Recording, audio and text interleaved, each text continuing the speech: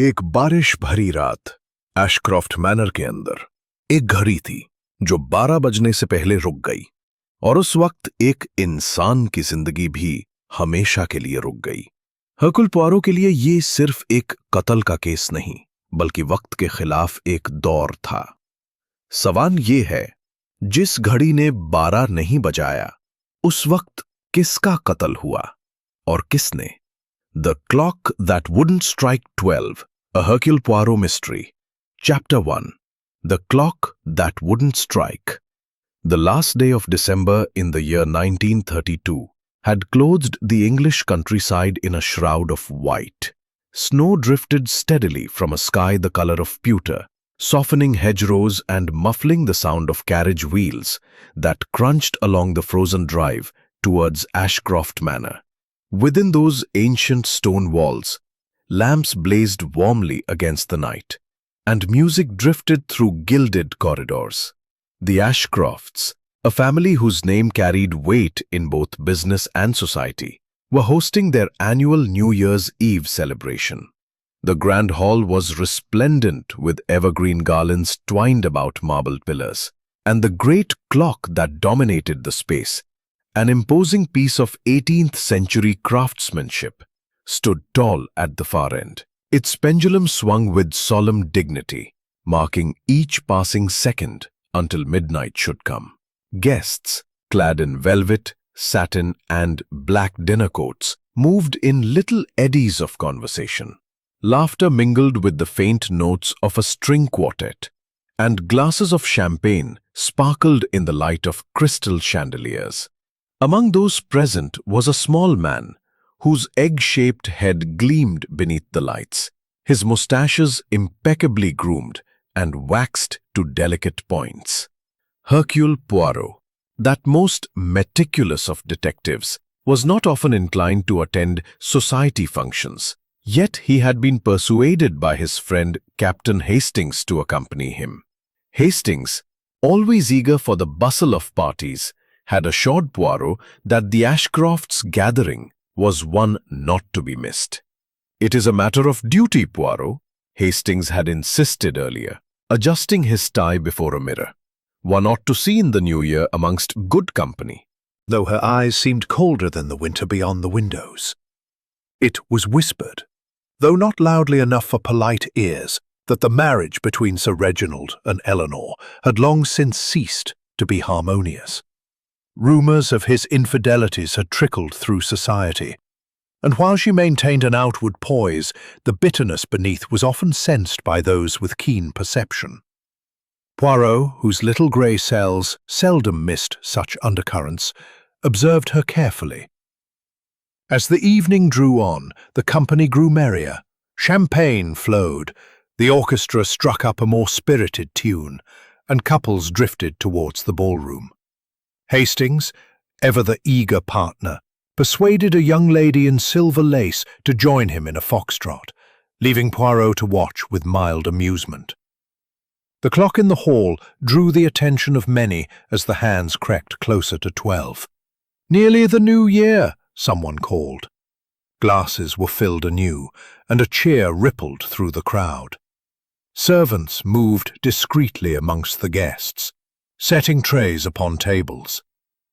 But when the moment came, when the long hand reached the hour and the crowd fell into a hush, no chime sounded. The pendulum swung still, but the great mechanism gave no voice. A puzzled murmur rose. "That's strange," said Charles Beaumont, Sir Reginald's business partner, a suave man with a thin moustache. "The old clock never fails. I dare say the works are frozen, or perhaps it waits for the new year to begin in Paris," someone jested, earning laughter. Sir Reginald, however, was nowhere in sight. He had withdrawn earlier, muttering about some papers he must attend to in his study. Lady Eleanor claimed he would return shortly, yet, as the silence of the absent chime lingered, an unease seemed to settle. It was then that a cry rang out, a sharp, shrill cry that silenced the merriment in an instant. A maid, her apron disordered, came running into the hall, her face pale as linen. "Sir Reginald!" she gasped. "Sir Reginald in the study! He is— Oh, God!" The company surged into a flurry of alarm. Lady Eleanor clutched at the nearest chair. Beaumont pressed forward, demanding explanations. Hastings— a glass of brandy, untouched, and the papers he had been working on lay scattered, one page blotched with fresh ink where his pen had trailed abruptly. But it was not merely the sight of the lifeless man that caught Poirot's attention. Upon the mantel stood another clock, an elegant carriage clock of gilt brass. Its hands were fixed immovably at 3 minutes to 12. Poirot advanced slowly, every detail sinking into his consciousness. The window of the study stood ajar, letting in the bitter air. Snowflakes drifted onto the carpet near the sill, and beneath the window a set of footprints marked where someone had entered or departed. Poirot bent to examine them, his moustache twitching. "Mon Dieu," he murmured. "How curious." Hastings, hovering anxiously, asked, "What is it, Poirot? Is he—" "Dead, my friend," Poirot replied gravely. "There can be no doubt. And yet, observe, the glass of brandy untouched, the ink still wet. The clock stopped so precisely before midnight. No, Hastings, this is not natural." Lady Eleanor swept into the room then, her face pale but composed. "Reginald," she whispered, and then louder, "what has happened here?" Poirot turned to her with grave courtesy. "Madame, I regret to inform you that Sir Reginald is no more. He has been taken suddenly, but—" His eyes returned to the frozen clock. "Not, I think, without assistance." Gasps came from the doorway where other guests had gathered. Beaumont pushed forward, his voice unsteady. "Surely you don't mean— murder?" Poirot raised a delicate hand. "Let us not leap to conclusions, monsieur. But the circumstances, they are most irregular. We must summon the authorities at once. Meanwhile, no one is to leave this house." There was a collective intake of breath, a rustle of unease. The New Year's merriment was gone. In its place hung the chill of dread. The great clock in the hall remained silent, its pendulum frozen, as though it too bore witness to the crime. Poirot stood by the body, his small figure radiating an intensity that silenced the murmurs. Merriest chimes could ever have been. Guests whispered together in anxious clumps, their laughter gone. Servants hurried to and fro, uncertain whether to continue their duties or remain frozen in dread. Somewhere, in the far ballroom, the musicians had faltered and put down their bows, their instruments mute. All of Ashcroft Manor seemed to wait, and in the center of that waiting was Hercule Poirot. He stood small and composed beside the body of Sir Reginald Ashcroft, his neat shoes planted firmly on the thick carpet, his gloved hands folded before him. His eyes, dark and precise, moved slowly around the study. Hastings lingered at his side, his expression troubled. "Poirot," Hastings murmured, "are you quite sure? Could it not have been a seizure or heart failure? He was a man of 60 after all." Poirot bent, peering at the brandy glass, and shook his head. "Non, mon ami. Observe, the glass, untouched. A man who takes brandy at his work does not leave it so when death seizes him suddenly. And the ink on his blotter, it is smeared, yes, but not dry. He was interrupted, startled perhaps, in the very act of writing. No, it is too abrupt, too, how do you say, contrived." Hastings frowned, but then, "Murder?" Poirot lifted one finger. "We shall not pronounce that word too swiftly, but already there are indications. Regard, Hastings, the window open, in this bitter cold, snow upon the carpet, footprints without, and there," he pointed to the mantelpiece, where the gilt carriage clock sat immobile, a timepiece that has ceased precisely 3 minutes before midnight. "Tell me,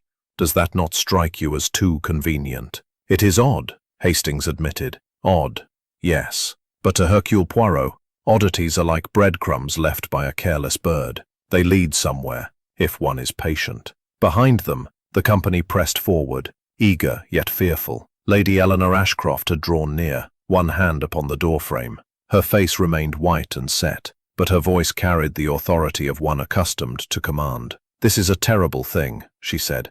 "Reginald was in the best of health this morning. He breakfasted heartily, spoke with Beaumont about the company affairs, and looked forward to this evening. I cannot imagine." She broke off, her composure faltering only for an instant before Insist. At that moment, the butler entered quietly. "The local constable has been summoned, my lady," he said to Eleanor. Poirot turned briskly. "Excellent. In the meantime, if I may ask, was Sir Reginald in the habit of working late here? Alone?" Eleanor's lips tightened. "Often. He was a man of business to the last. But tonight he meant only to review a few papers before rejoining the company. That is what he told me. Yet he did not rejoin them," Poirot murmured. "Instead, death claimed him at his desk." Hastings shifted uncomfortably. "Poirot, don't you think it's a bit early to be cross-examining the poor lady? She's just lost her husband." Poirot did not look at Hastings. His gaze remained upon Lady Eleanor, who bore it with dignity, though her fingers clenched the door-frame more tightly. "Madame, forgive me, but already I see certain things which demand explanation. Your husband's glass is full, yet he was a man who enjoyed his drink. His papers are disturbed, as though he was startled. The clock, so precise yet now silent. One must ask, what interrupted Sir Reginald's final moments?" The question hung in the air. Then Beaumont, clearing his throat, said quickly, "It could have been anything. A servant, a draught, or a visitor," Poirot said softly. Beaumont fell silent. Poirot straightened, smoothing his coat.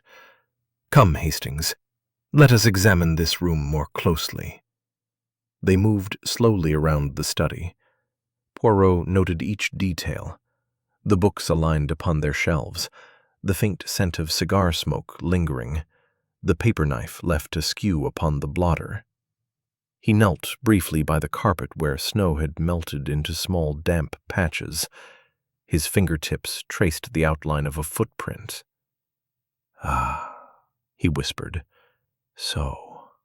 Boots, yes, heavier than a woman's, but not so large as Hastings here." Hastings looked down at his own shoes in surprise. "Well, really, Poirot." Poirot allowed himself the faintest smile. "It is a matter of comparison, mon ami, not insult." Straightening, he turned to the— "Madame, if I may ask, this clock upon the mantel, was it in good order earlier this evening?" She looked startled. "Why, yes. Reginald was particular about his clocks. He wound it every night at 10. Why do you ask?" Poirot did not answer directly. Instead, he leaned close, peering at the little brass mechanism. Stopped at 3 minutes to 12. And yet the main clock in the hall, it also failed to chime at midnight. Curious, is it not? As though time itself had been persuaded to stand still in Ashcroft Manor tonight. Hastings gave a nervous laugh. "Well, when you put it like that—" Poirot silenced him with a glance. Then, with a small bow, he addressed Lady Eleanor once more. "Madame, I thank you. I shall await the arrival of the constable. But I must warn you all, until this matter is clear, I ask that none depart from the house. The snow may bar the roads, yes, but more importantly, justice requires that all remain." The company murmured uneasily. Beaumont scowled faintly but said nothing. Eleanor inclined her head with icy dignity. As the group dispersed, Poirot and Hastings lingered. Hastings at last muttered, "I say, Poirot, you don't half unsettle people with your pronouncements. Do you really suspect foul play?"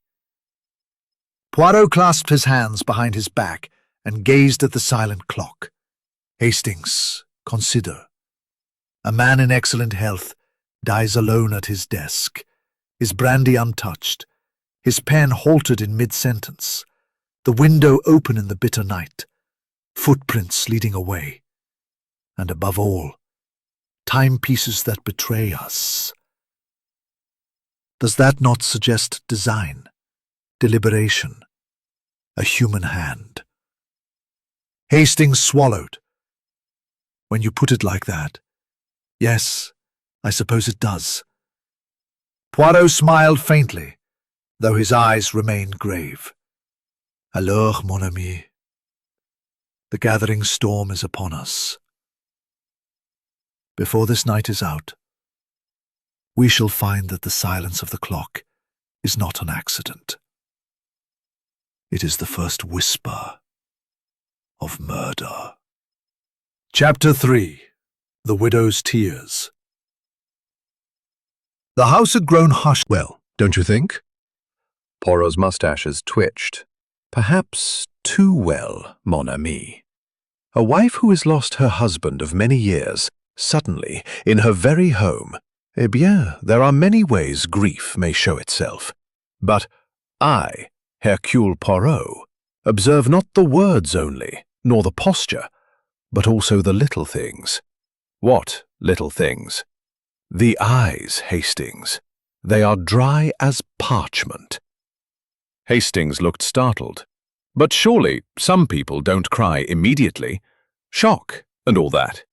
True, yet watch how she holds herself, how her gaze avoids the clock, how her lips press together when her husband's name is spoken. This is not shock, my friend. It is control. With that, Poirot stepped forward, bowing slightly. "Madame, may I intrude upon your sorrow? I wish only to ask you some small questions, if you will permit me." Lady Eleanor turned her gaze slowly to him. Her voice, low and composed, carried still the music of breeding. "Monsieur Poirot, I understand you have a reputation. If there is something you must ask, then ask. My husband deserves no less than that the truth be discovered." Poirot inclined his head. "You are most gracious. Then, if you will, let us speak privately." Hastings helped arrange a small withdrawing room off the hall, where the fire still burned warmly. Eleanor entered with a slow step, her gown rustling faintly. Poirot gestured toward a chair, and she seated herself with regal composure. Hastings remained discreetly near the door, notebook at the ready, though he seldom filled it with more than half-legible scrawl. Poirot began gently. "Madame, you have lost a husband. May I ask, how was his health in these recent days?" She lifted her chin slightly. "Excellent. Reginald was a man of great energy. He rode daily, took cold baths, and disdained the very notion of illness. He was not one to be cut down by frailty. Alors, and yet tonight, cut down he has been." Poirot leaned forward slightly. "Tell me, madame, was there aught in his manner this evening that struck you as unusual?" Her eyes flickered, but her voice remained even. "He was thoughtful, preoccupied." Poirot said nothing for a long moment, only watched her. Then he asked softly, "Forgive me, madame, but you do not weep. Your voice is steady. Your hands only slightly tremble. You are strong, yes, but strength is not the same as grief." Her gaze snapped back to him then, and for an instant the mask slipped. Her eyes blazed with something sharp, anger perhaps, or pain concealed. "Monsieur Poirot, do you presume to dictate how I should mourn? My husband is dead. I will not dissolve into hysterics for the benefit of society." Poirot bowed slightly. "Pardon. It is not judgment, madame, but observation. Each heart grieves in its own fashion. Only remember, tears can sometimes cleanse suspicion as well as sorrow." Eleanor rose then, gathering her dignity about her. "If you are quite finished, monsieur, I would retire to my rooms. The constable will no doubt be here shortly. I have endured enough questions for one night." Poirot rose also, courteous as ever. "As you wish, madame. But before you go, tell me, did your husband often wind the carriage clock in his study?" She paused. "Every night, at 10, without fail." Poirot inclined his head again. "Merci, madame. That is all." With a slight rustle of skirts, she departed, leaving Poirot and Hastings in the firelit room. Hastings exhaled. "Well, I don't mind saying, Poirot, you were dashed hard on her. Poor woman. Her husband lying dead scarcely an hour, and you plying her with questions about wills and clocks." Poirot smiled faintly. "It is the nature of Hercule Poirot to seek truth, even when it pricks like a needle. Did you not see, Hastings? She spoke readily of business, of strength, of composure. But when I mentioned the will, she turned aside. And the clock, she knew too well of that habit. But what does it mean?" Poirot clasped his hands, pacing slowly before the fire. "It means, mon ami, that Sir Reginald was a man precise. He wound his clocks, he kept his papers, he drank his brandy. Such a man does not leave his glass full, nor allow his clock to halt before the hour, unless something, or someone, has intervened." Lady Ellen. Poirot's gaze drifted to the silent clock once more. "By whom, Hastings? By whom?" The snow pressed harder against the windows. The house, hushed and waiting, seemed to draw in its breath. The storm outside had found its echo within. Suspicion, fear, and the first whispers of guilt. And Hercule Poirot, standing with folded arms and gleaming eyes, already felt the threads of the mystery tightening in his grasp. Chapter 4. Business and Betrayal. The storm outside had grown fierce. Snow lashed against the tall windows of Ashcroft Manor, the wind groaning like some restless spirit. Within, however, the manor glowed with firelight and chandeliers, though the cheer of the New Year's party had fled entirely. Guests huddled in uneasy groups, their laughter stifled, their voices subdued to whispers. In the great hall, the silent clock loomed as a reproachful sentinel. Its hands still stood defiantly at midnight, as though the passage of time itself had been suspended at the moment of Sir Reginald's death. Poirot, ever precise, chose not to let the house succumb to that paralysis. He moved quietly, a small figure of calm determination, and beckoned Hastings to follow. "Come, mon ami," he said, his voice soft yet resolute. "It is time we speak to Monsieur Beaumont. A partner in business, yes? Then it is possible he is also a partner in something darker." Hastings frowned. "You can't mean you suspect Beaumont already?" He seemed genuinely shocked. Poirot smiled faintly, his moustaches twitching. "Ah, Hastings, you are always the gallant soldier, quick to accept the surface of things. But the business partner, he is like the second wife, n'est-ce pas? Too often he gains much when the first is gone." They found Charles Beaumont in the library, pacing before the fire with nervous energy. He was a man of about 45, dark-haired, with a neatly trimmed moustache, and eyes that shifted more than they held steady. He turned swiftly as Poirot entered, his expression arranged into one of polite welcome. "Ah, Monsieur Poirot," he said, spreading his hands. "A ghastly business, this. Poor Ashcroft. Who could have imagined such a thing? And on this night of all—" "With you, monsieur?" Beaumont laughed, though the sound was thin. "We had our differences, of course. No true partnership is without them. But we respected one another. I assure you, whatever rumors you may have heard, there was no enmity between us." Poirot's eyes gleamed. "Rumors? Ah, you anticipate me, monsieur. Tell me, did you not quarrel with Sir Reginald in the last fortnight?" Beaumont stiffened. "Who told you that?" Poirot only smiled. For a moment, Beaumont seemed to struggle, then sighed. Very well. We disagreed over the expansion of the company into overseas markets. I felt it unwise given the political situation. He was determined. Strong words were exchanged. But business is business. We had resolved the matter. Had you, Poirot said softly, or had Sir Reginald resolved it? For both of you. Beaumont flushed faintly. I don't know what you mean. Perhaps this, that Sir Reginald intended to alter his will tonight. The color drained slightly from Beaumont's face. How did you know of that? Poirot inclined his head. It is my business to know.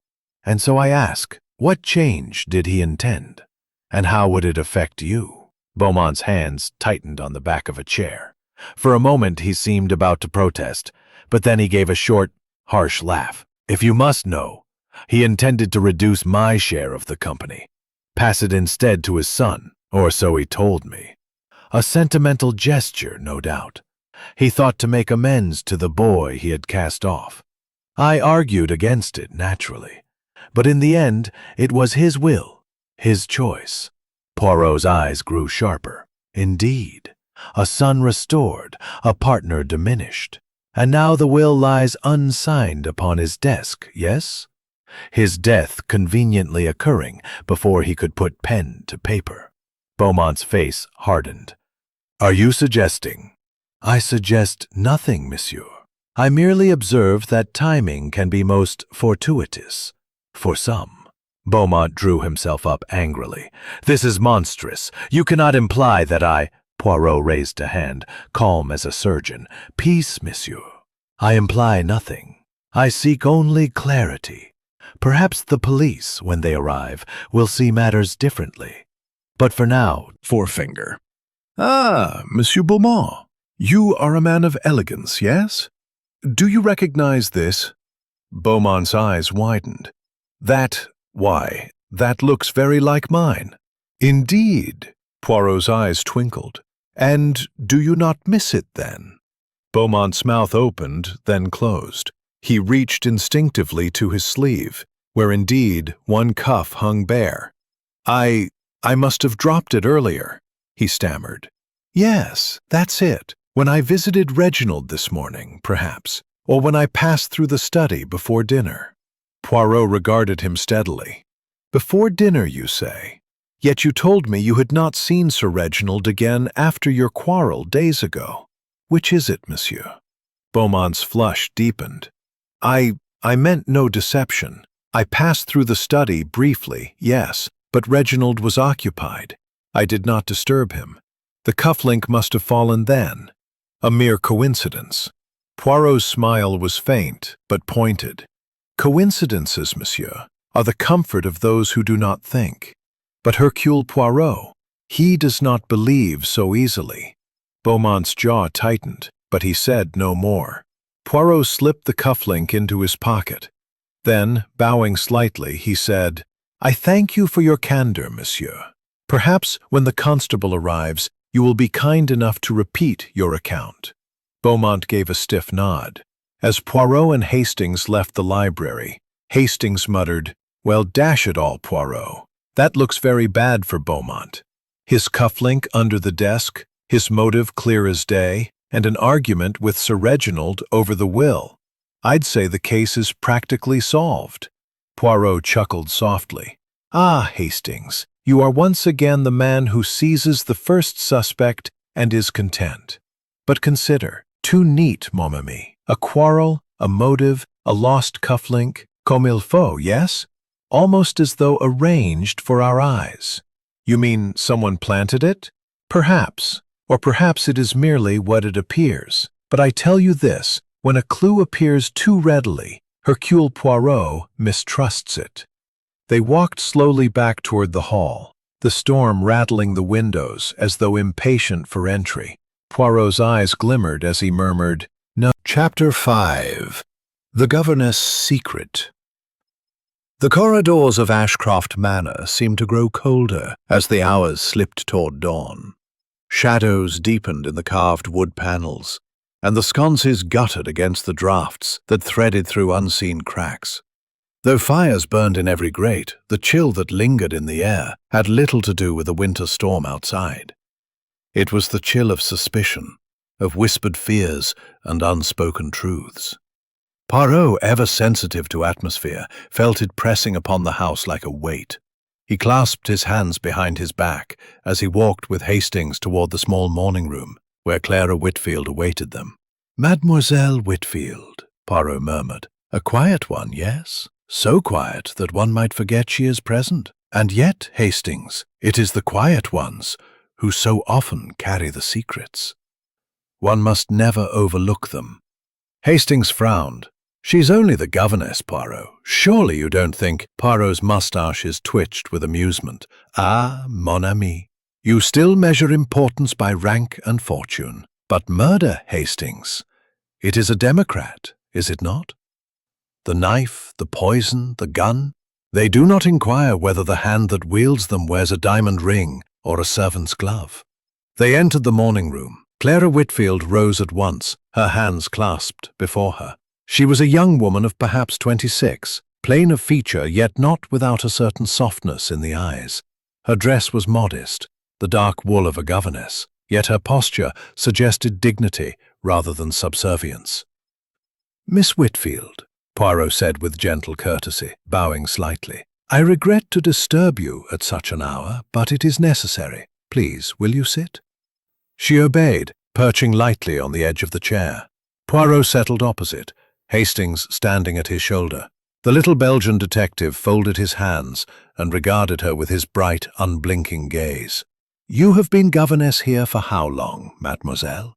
3 years, Monsieur Poirot." Her voice was soft, carefully controlled. "Since Master James returned from university."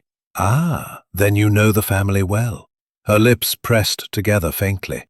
"As well as a servant may know her employers, sir." Poirot inclined his head. "A delicate answer, mademoiselle. Yet I knew him well." Poirot's gaze sharpened. "So well, mademoiselle, that you are engaged to him." She gave a little gasp, color flooding her cheeks. "Who told you that?" Poirot only smiled. "No one. It is the business of Hercule Poirot to know such things." The glance exchanged in the hall, the tremor in your hand when James' name was spoken, the small gold chain about your neck that you touch when nervous, it all speaks, mademoiselle. "And so I ask again, you are engaged to James Ashcroft?" Her shoulders slumped, and she nodded. "Yes, but we have kept it secret. Sir Reginald forbade it. He said I was beneath his son, that he would never allow such a union." "Ah," Poirot murmured. "And so, to preserve your place here, you obeyed in silence. But James, he was cut off, was he not?" Tears pricked her eyes. "Yes, disinherited. Sir Reginald struck his name from the will. It broke his heart, though he would not show it.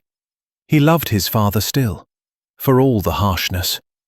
"And you, mademoiselle, did you love Sir Reginald?"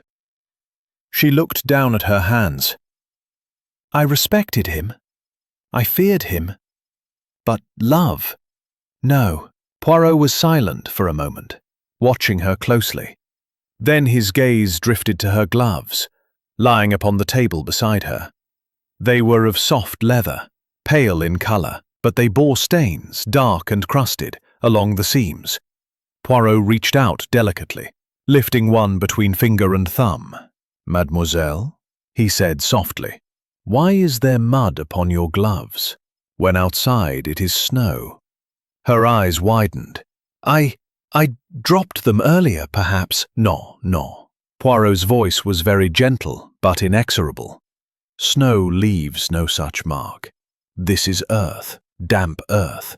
Where, mademoiselle, did you go this evening?" She rose suddenly, her composure breaking.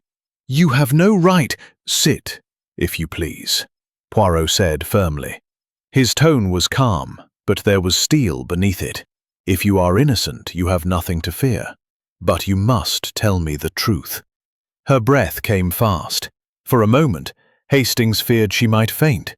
Then, Concealment is always dangerous.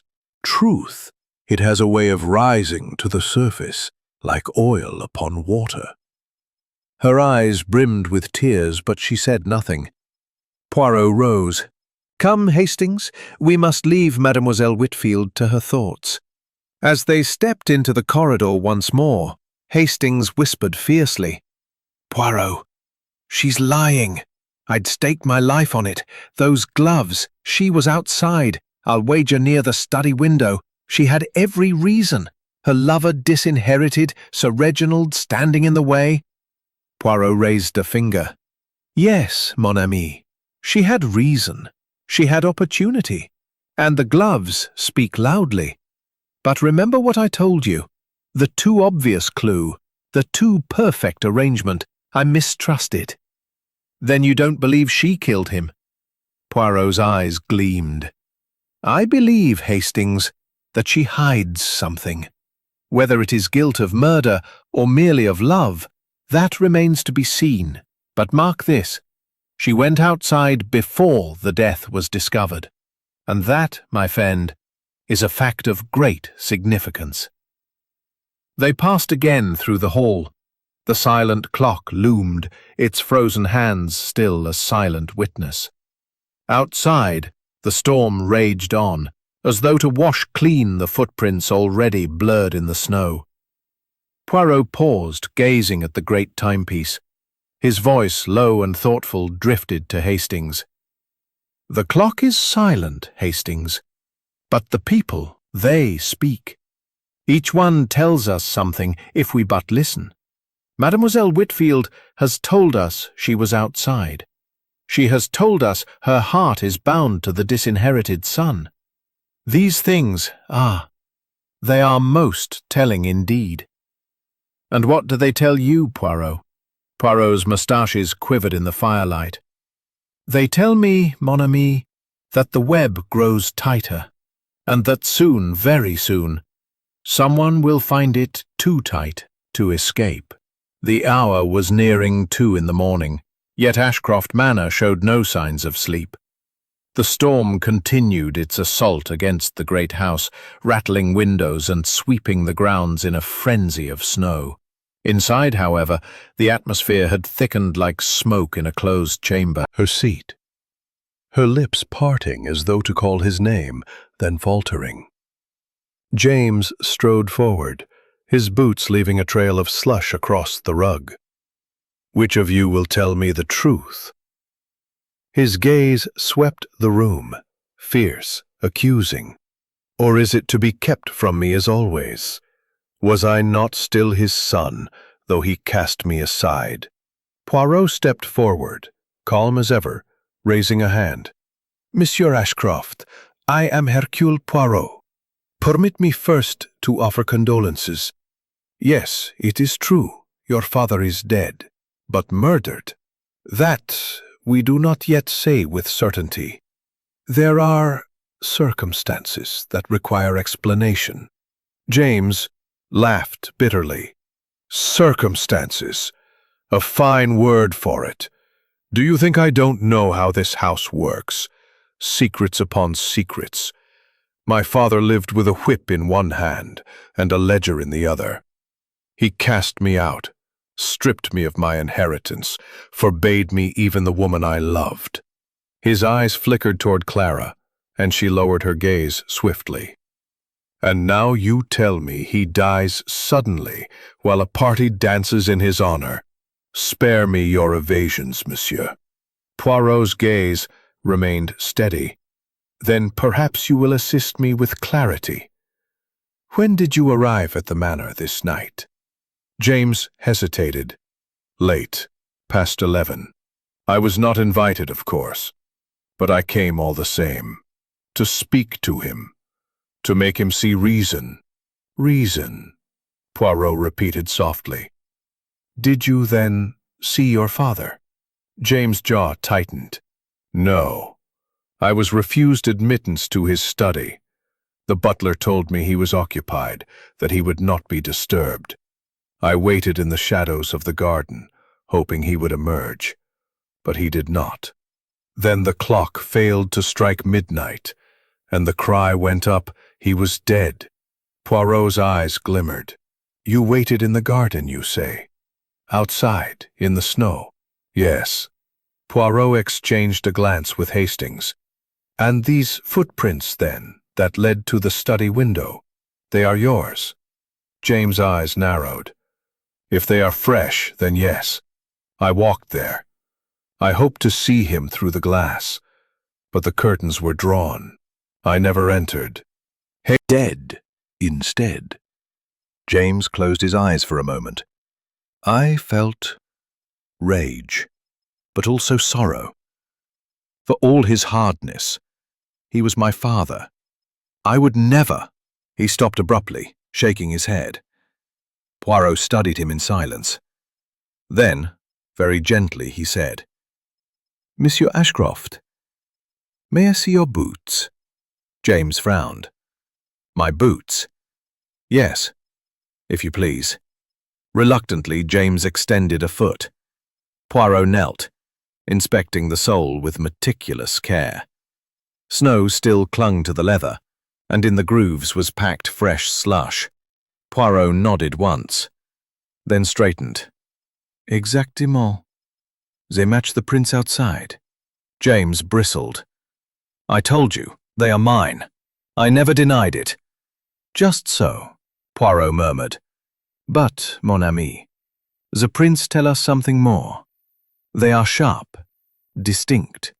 The edges have not crumbled. The snow has not drifted across them. They were made very recently, after the fall of fresh snow at midnight. Do you see?" James' eyes widened slightly. "After midnight? But then—" "Precisely," Poirot said.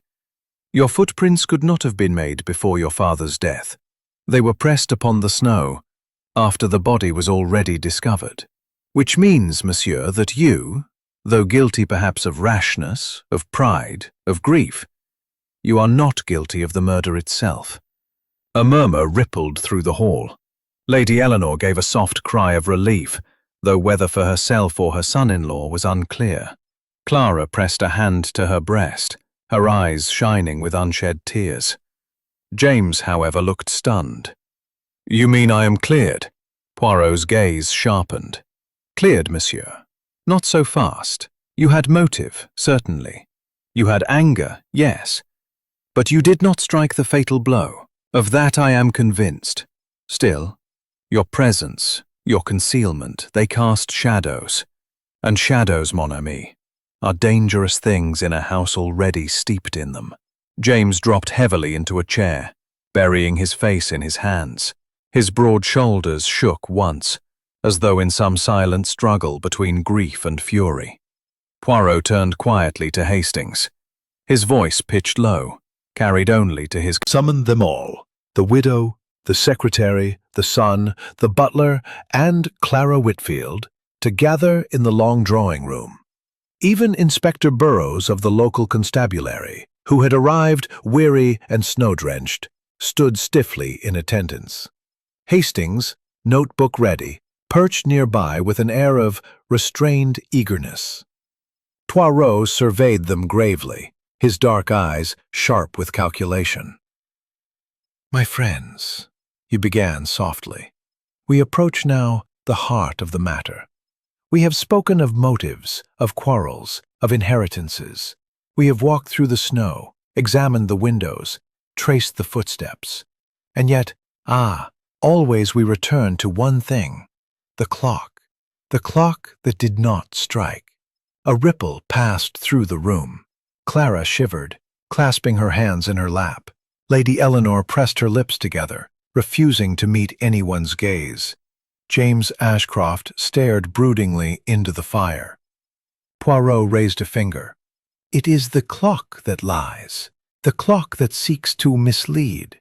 Consider, at midnight, when the chimes should have rung out 12, the house waited in silence. And when we rushed to the study, there was Sir Reginald, his head upon the desk, the clock at 5 minutes to 12, as though time itself had faltered." He paused, allowing the silence to deepen. "But no, mes amis, Time does not falter. Men do. It was not the machinery of fate, but the hand of man that silenced that clock. Burroughs cleared his throat. Are you saying the clock was tampered with, monsieur? Mais naturellement, Poirot exclaimed, eyes sparkling. What is a clock, after all, but a witness who cannot speak except through its hands? Yet its testimony is clear to those who listen. Someone here silenced it. Someone here wished us to believe that Sir Reginald died precisely at midnight. James looked up sharply. But if not midnight, then when? Poirot spread his hands. Earlier, perhaps much earlier. Perhaps before this evening's gaiety began. Consider how easy to turn the hands back, to still the chime. And when the death is discovered, voila! It appears he has died at the moment of celebration, while in truth he had already been dead for an... His appointment's in order. Clara's face flushed. Yes, Sir Reginald was meticulous about time.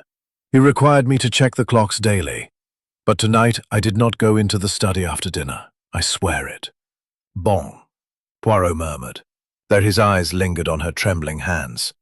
He turned at last to James. And you, monsieur, you claim to have been outside hoping to see your father. Yet you knew he intended to sign a new will tonight, did you not? James' mouth twisted. Yes, he meant to cut me off completely, to leave everything to his precious institutions, or perhaps... He broke off, his gaze darting once again toward Clara. Poirot's moustaches twitched. You were desperate, yes? To speak with him, to plead your cause. Might you not have slipped in unseen, silenced him before the guests assembled, then tampered with the clock to make it seem later? James' hands clenched into fists. No, I told you I never entered. I may have hated him at times, but he was still my father. I would not murder him. The air quivered with unspoken accusation. Each face turned in suspicion toward another, as though truth might be glimpsed in a flicker of the eye, a tightening of the jaw. Poirot raised both hands. Tranquility, mes amis. We shall not allow passion to guide us. Instead, we allow reason. He crossed to the small table where the clock now rested, having been carried from the study. It was a handsome French carriage clock, brass gleaming, enamel face pristine. Poirot bent over it, adjusting his pince-nez. Observe, he said, tapping the glass. The mechanism is delicate, precise. To stop it, one need only release this lever, yes? To silence the chime, another adjustment here. Child's play for one accustomed to its working. But see also, this faint smudge, as of powder upon the brass. Who here uses powder, I ask myself. All eyes turned instinctively toward Lady Eleanor, whose immaculate complexion was enhanced by the faint sheen of rice powder. Her face drained of colour. Are you accusing me, Monsieur Poirot? Accusing? No, madame, merely observing. It may be nothing, an accident, a coincidence. Or it may be that when you handled the clock you left behind a trace, and if you handled the clock... The murderer feared time, sought to control it, and in doing so he revealed himself. For only one among us had both the need and the opportunity to twist the truth of the hour. He paused, letting the silence stretch, his gaze sweeping across them all like a searchlight. Then, very softly, he said, Tomorrow, mes amis, I shall demonstrate to you the full truth. But tonight, remember this. The clock did not strike because it had already been silenced. And in that silence lies the voice of the murderer. The room seemed to shrink, the shadows pressing close. Lady Eleanor's fan fluttered rapidly in her hand. James glared into the fire, jaw clenched. Clara's lips moved soundlessly, as if in prayer. Even Burroughs shifted uneasily, sensing the invisible net Poirot was weaving. Poirot drew his watch from his pocket, consulting it with fastidious care. It grows late. I advise you all to rest while you may, for tomorrow the little grey cells shall speak, and the truth will no longer be hidden. and with that he snapped shut the watch, the click echoing like a pistol shot in the tense silence. Chapter 8. The Widow's Secret. The storm had eased at last, though the manor remained a fortress of shadows. The snow lay thick and unbroken across the lawns, gleaming beneath a wan moon. Yet within, the atmosphere was no less oppressive. The household had retired reluctantly, each member to their chambers, though sleep seemed an impossible luxury with suspicion prowling like a restless beast through the corridors. Hercule Poirot, however, did not retire. He moved softly through the hall with Hastings at his side, his small figure precise and alert, as though every creak of the floorboards confirmed some hidden theory. At length he paused before the door of the small morning room, where Lady Eleanor Ashcroft had chosen to withdraw. "Ah, mon ami," Poirot murmured, glancing at Hastings. "It is here we must go, for in the heart of the widow, I think, lies a secret long concealed." Hastings frowned. "Do you really suspect her, Poirot? Surely a woman of her—" "And you think me such a one?" Poirot advanced a step, his eyes gentle but unyielding. "I think you suffered much under his hand. That is not a crime, madame. It is merely truth. Sir Reginald was a man of iron, unyielding, severe. Yet in his household, in his marriage, was he not also cruel?" Her lips trembled. For a moment she turned away, staring into the fire. "Cruel? Yes. But cruelty is not cause for murder.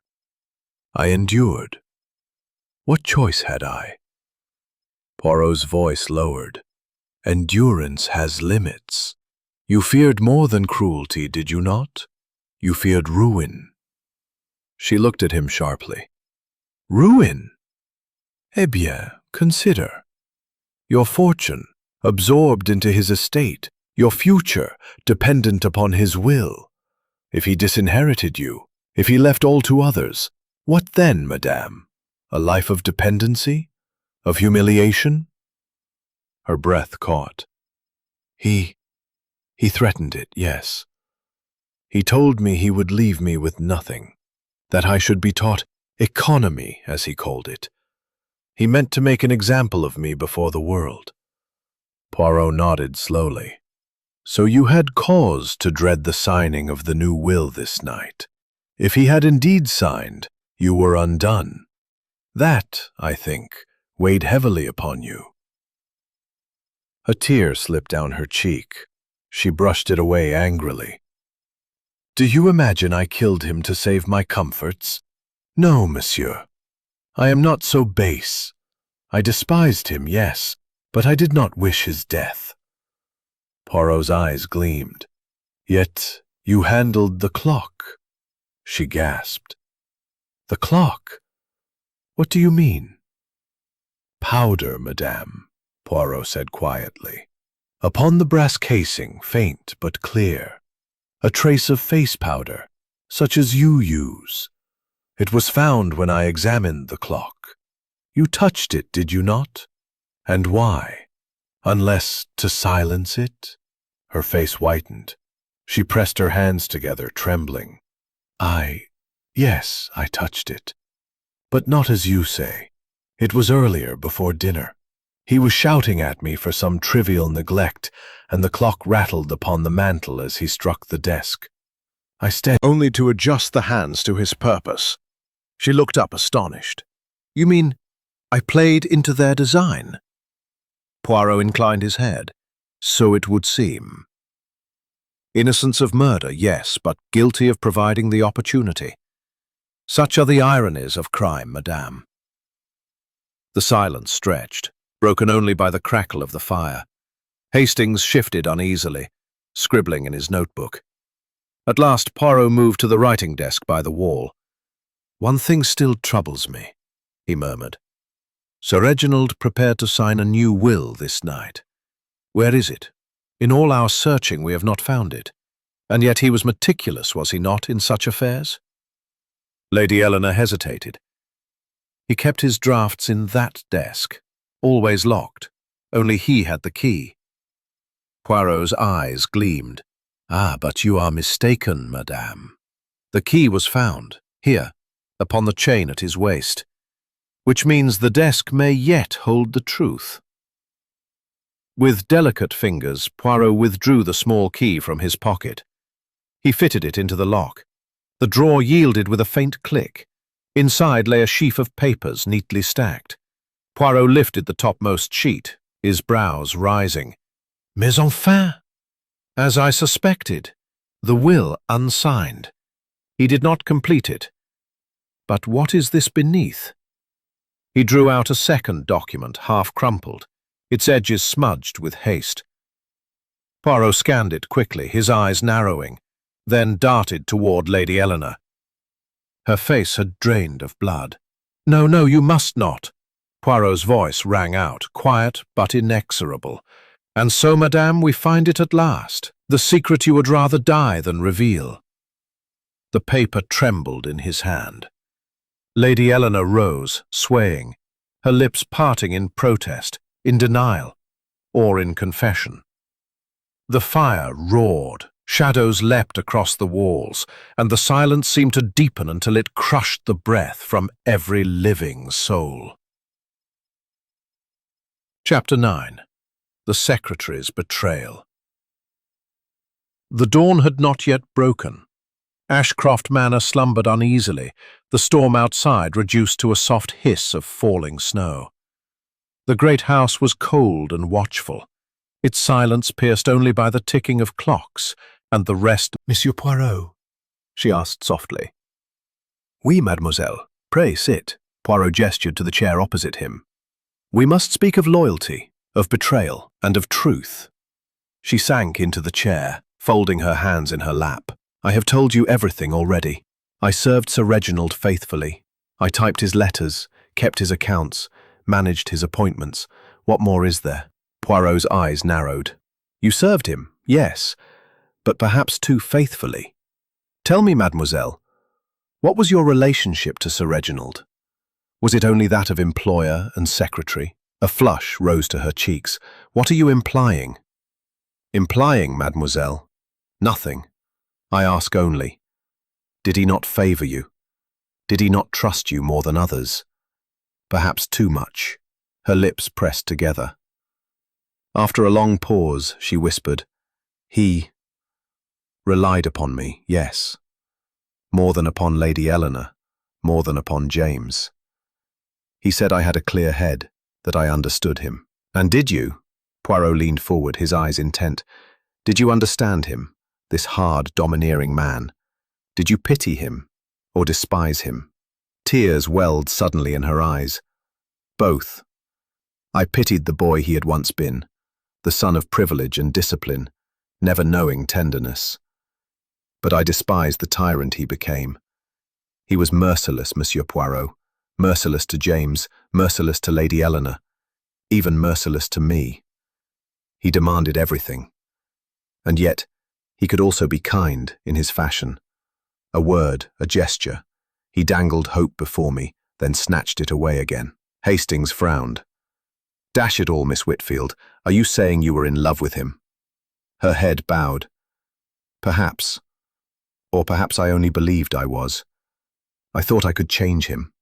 Foolish dreams of a foolish woman." Poirot's eyes gleamed. "And yet, when James sought your affection, you turned away." She looked up swiftly, alarmed. "Who told you?" "Ah, but it is plain to see," Poirot said gently. "The glances between you, the hesitation in your speech when his name arises. You cared for him once, did you not?" Her hands twisted in her lap. "Yes, before his father forbade it. Before Sir Reginald..." "Discover," Hastings interjected. "You must admit, Miss Whitfield, it looks dashed suspicious. You had the run of the place, you knew all his secrets, and you knew about the will too, I dare say." Her eyes flickered, betraying her. Poirot seized upon it instantly. "Ah, the will. You did know of it, n'est-ce pas?" She hesitated, then nodded faintly. "Yes, He dictated it to me 2 days ago. He meant to sign it tonight. He said he would leave the bulk of his fortune to a charitable trust. Lady Eleanor was to have only a modest allowance. James nothing at all. He said it was to punish them both. And you, mademoiselle? Were you mentioned? She shook her head. No, nothing. Rien? Not even a token. Her voice was bitter. Not a penny. After years of service, of devotion, he discarded me as he discarded them all. Poirot's tone was very soft. And so, mademoiselle, the temptation, was it not strong? To take back what was denied you? To strike before the will could be signed? Clara covered her face with her hands, weeping silently. I wanted him to suffer. But I did not kill him, Monsieur Poirot. You must believe me. Poirot let the silence linger, heavy as judgment. Then he rose, moving to the writing desk where he had discovered the documents the night before. He withdrew the unsigned will, placing it before Clara. Look well, mademoiselle. This is the testament of a tyrant. But see also, this draft, hidden beneath. What do you make of it? Clara's eyes widened as she scanned the crumpled pages. Then she gasped. This is not the same. This one names me. It leaves me a legacy of £10,000. Poirot nodded gravely. Exactement. 2 drafts, contradictory. One discarding you, one rewarding you. And you, mademoiselle, you typed them both. You knew your fate hung upon which he signed. Her hands trembled. It is true. He told me he had not decided. That my future depended on my obedience, my loyalty. I was to wait upon his whim, like a dog for scraps. I laughed in my face. He said I was a fool, that he had already decided against me. I fled. I could not bear his cruelty. That is why I said I had not gone. I was ashamed. Poirot's eyes were like knives. And when you left him, was he alive? She pressed her hands to her temples. I think, yes. He shouted after me as I went, but it may have been his last words. I do not know. The silence that followed was suffocating. Hastings' pen scratched faintly across his page, then halted. Poirot leaned forward, his voice a whisper. Then, mademoiselle, you may have been the last to see Sir Reginald alive. And that is a betrayal greater than all the rest. Clara gave a strangled cry, collapsing into her chair. No, you cannot mean. Poirot's gaze did not waver. I mean only this. The truth is near, very near. And when it is revealed, you must be ready to face it. For betrayal, once begun, has consequences none can escape. He turned away, slipping the crumpled draft back into the desk. Clara's sobs filled the room, echoing in the silence like the tolling of a bell. Poirot spoke at last, to Hastings alone. The clock, the will, the secrets, they converge, mon ami. Soon we shall see the whole tapestry. But for now, let us leave mademoiselle to her conscience. She has confessed much, but not all. The final truth, that still lies hidden. As they withdrew, Clara's voice rose in a desperate wail. I betrayed him! I betrayed them all! Poirot paused at the threshold, his eyes glittering. Oui, mademoiselle, and soon the world shall know to what extent. Chapter 10. The Stroke of Midnight. The great hall of Ashcroft Manor was heavy with silence.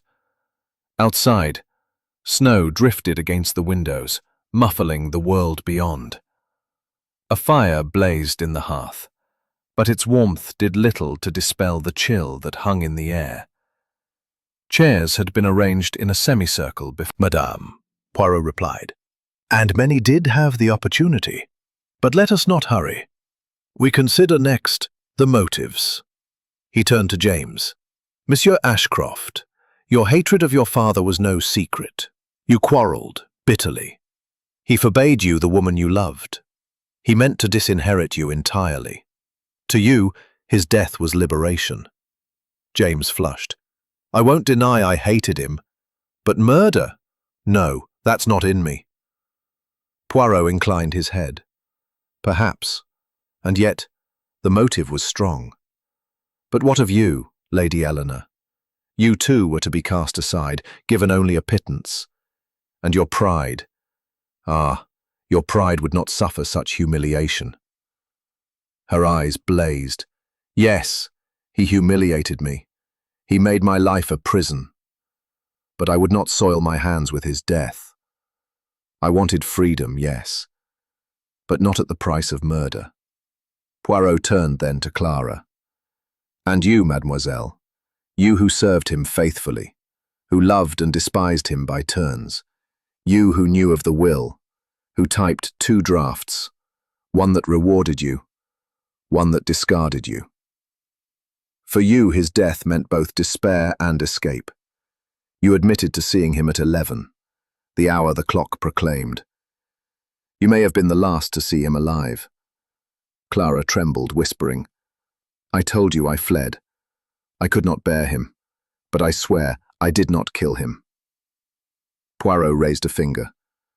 So each of you had cause, each of you had opportunity. Yet only one struck the fatal blow. Who was it? Eh bien, let us examine the puzzle piece by piece. He moved to the table where the broken clock had been placed. He touched it reverently, like a priest with a relic. The clock, mes amis, is the key. It read 11, but the true time of death was later. The physician, Dr. Pembroke, declared it so. Yet the murderer wished us to believe it was earlier. Why? Because it provided an alibi. At 11, some among you were elsewhere, accounted for. But at midnight, that was another matter. Dr. Pembroke shifted uneasily. Are you saying the death occurred at midnight, Poirot? Just so. At the very stroke of Whose hand prepared that glass? Clara's voice broke. I brought it to him. He rang for me, demanded it. But I swear, I poured it from the decanter, nothing more. Poirot's eyes gleamed. Exactement. You poured, but the decanter was already tampered with. And who had access to it? Who alone tended Sir Reginald's study, his appointments, his comfort? The secretary, yes, but also the physician. All eyes turned to Dr. Pembroke. He paled. That is absurd. Absurd? Poirot's tone sharpened. You, who supplied the medicines, who kept the poisons locked in your bag, you, who knew the exact dose that would mimic a heart attack, and you, who declared his death sudden, natural, without suspicion.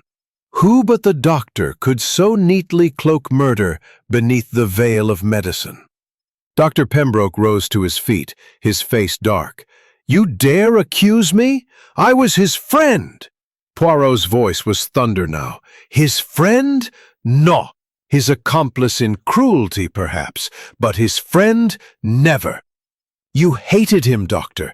He mocked your failures, belittled your skills, kept you bound to his service with crumbs of patronage, and worse, he threatened to expose you. A gasp rippled through the room. Yes, Poirot pressed on, I have learned of your debts, your indiscretions. Sir Reginald held them over you like a whip.